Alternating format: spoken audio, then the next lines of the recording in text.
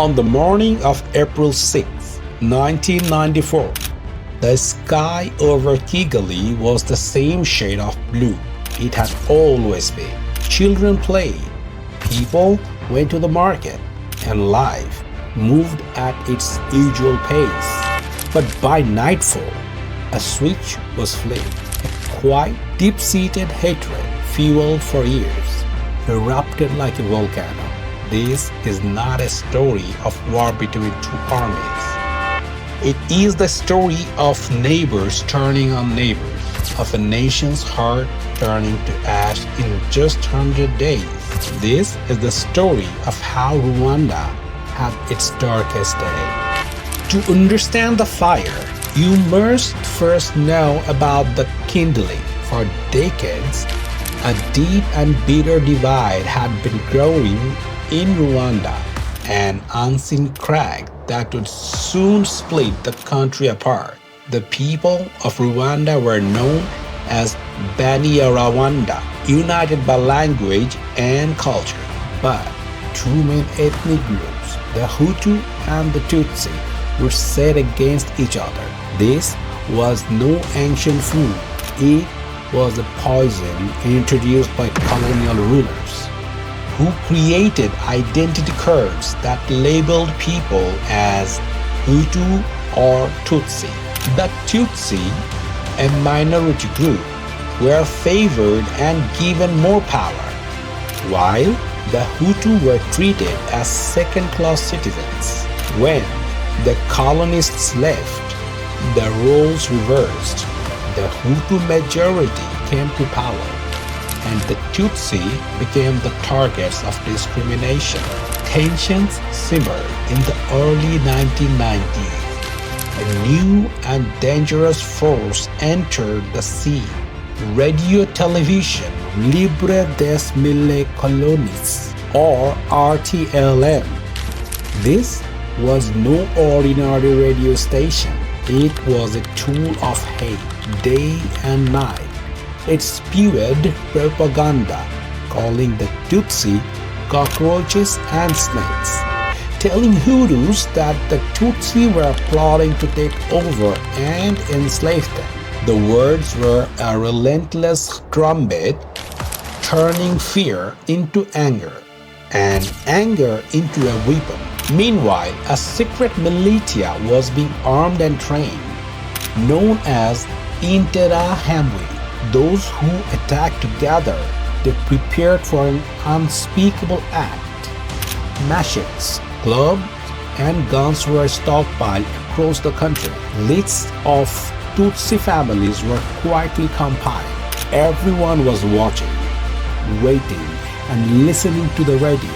The air was thick with a tense, terrifying silence. No one knew when or how the tension would break, but everyone knew it was coming.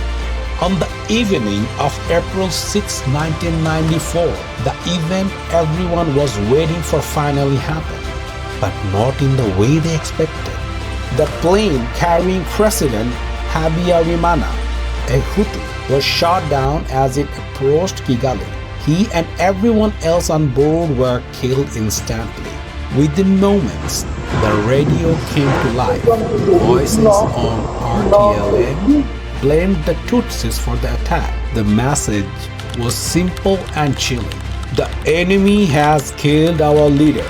Now it is time for you to go to work. The suspense was over. The chilling reveal was here. This was the signal, and what followed was pure, unadulterated evil. The killings began that night.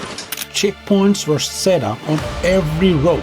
People were forced to show their identity cards. If your card said Tutsi, you were taken aside and murdered. The killings were not done by soldiers with guns, but by neighbors with machetes. People who had lived side by side for a lifetime suddenly became hunter and prey.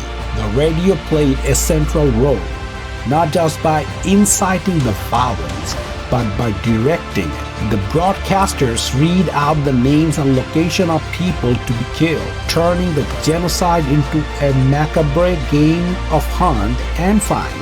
The message was always the same. There is no mercy. Kill them all. Spare no one. The world was watching, but it was not acting. A small UN peacekeeping force was in the country, but they were given no authority to stop the killings. When 10 Belgian peacekeepers were murdered, the country pulled out all its troops. The rest of the world looked away, paralyzed by fear and bureaucracy. International community, which had promised never again after the Holocaust, stood by and let the slaughter continue. In churches and schools, tens of thousands of Tutsis sought refuge, believing that these places would be safe. They were not.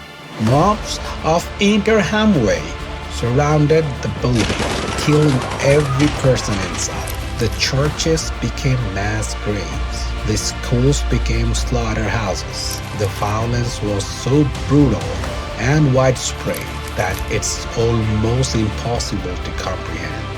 The killing went for 100 days. It only ended when a Tutsi rebel force, the Rwandan Patriotic Front, fought its way across the country and took control. One village at a time, the genocide was over, but the cost was immense.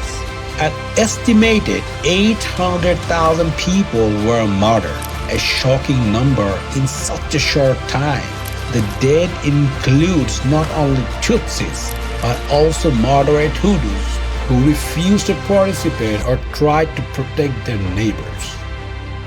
Today, Rwanda has worked hard to heal. The government banned the use of the Hutu and Tutsi labels on identity cards, and memorials stand across the country as a testament to the victims. But the scars remain. The world looks back with shame, acknowledging its failure to act. The Rwandan genocide stands as a stark warning.